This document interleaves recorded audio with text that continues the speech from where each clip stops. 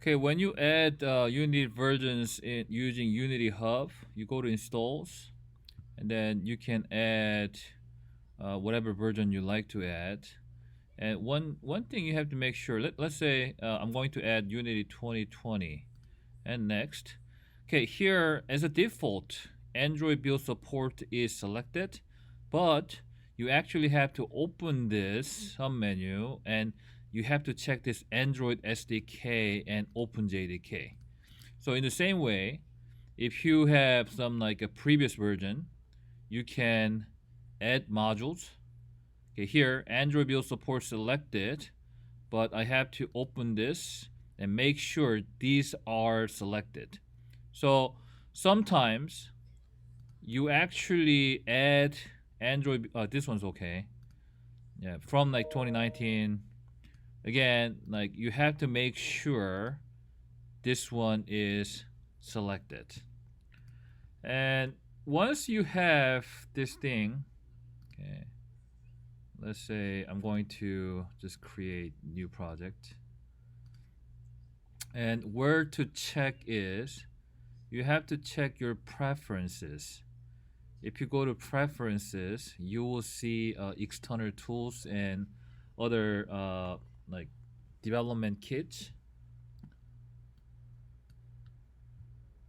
So I'm going to show you that really quick.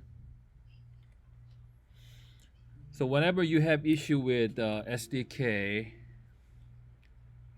one place you have to take a look at is preferences.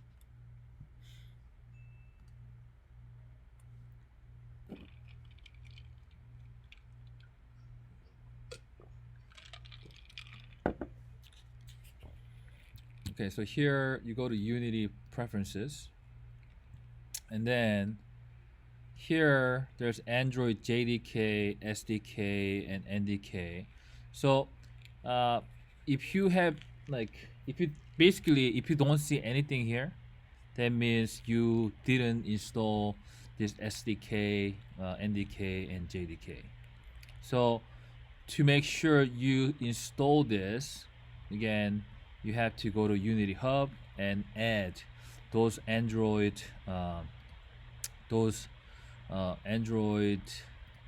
SDK, NDK, and OpenJDK under Android build support.